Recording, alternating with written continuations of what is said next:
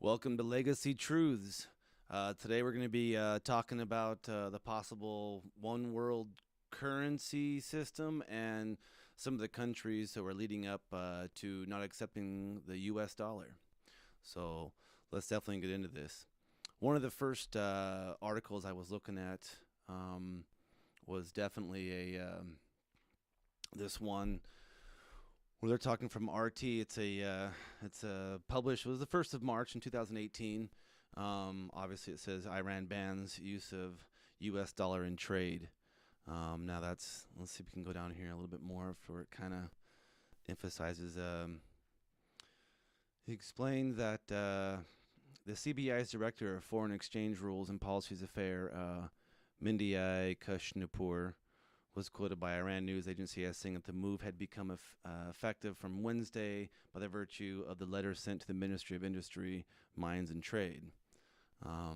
So this is basically saying that they're no longer accepting the U.S. dollar in trade. So if any type of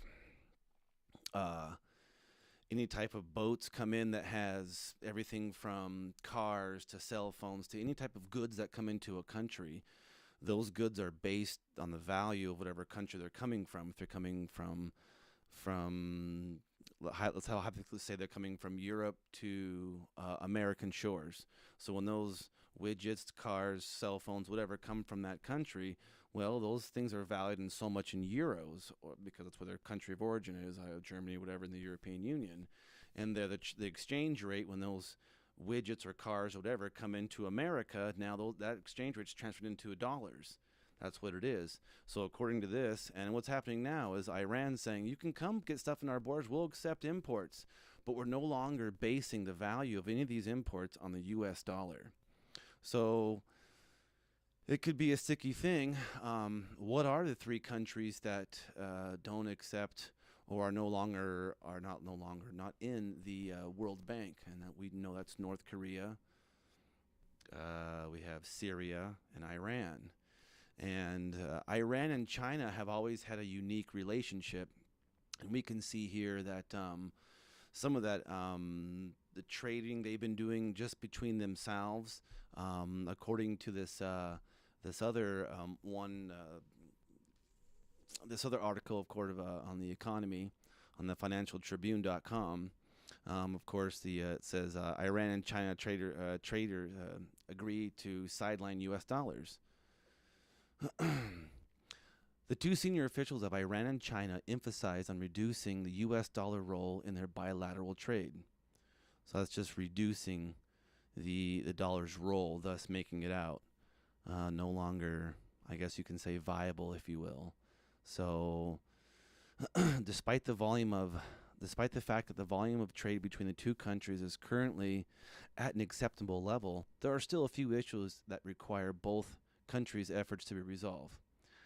Chen was also quoted by saying the Chinese official criticized the unfair international payment system controlled by a few developed countries and said the situation of other countries would be much better if they managed to eliminate these international payment tools, which we know as well as the international payment tools. These are all the other countries that go on to the World Bank, and they are able to do business with other countries through the World Bank. And so this is getting in. Some of us think about, okay, well, there's only three countries on the earth right now who are possibly not dealing in, of course, the World Bank. So what happens when all three countries are dealing with the World Bank?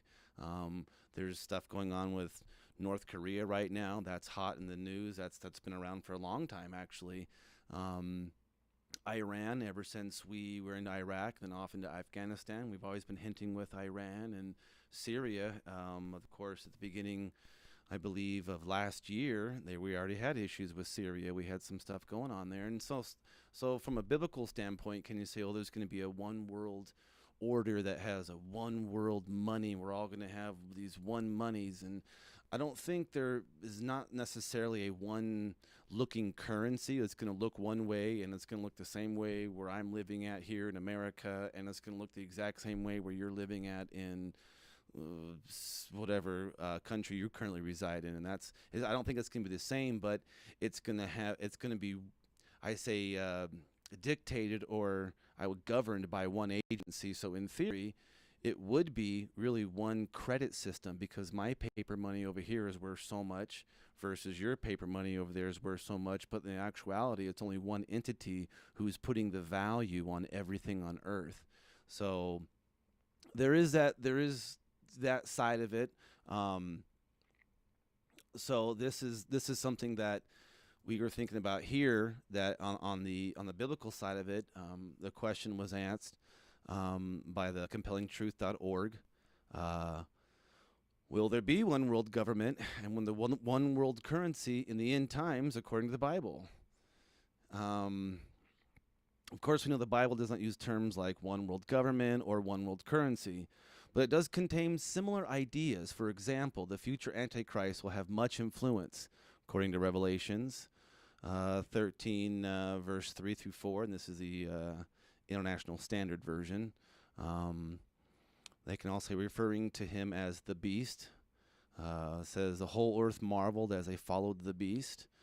We can go down to, of course, according to Revelations chapter 13, verse 7 through 8, we can see that the authority was given to him over every tribe and people and language, nation. All who dwell on earth will worship it.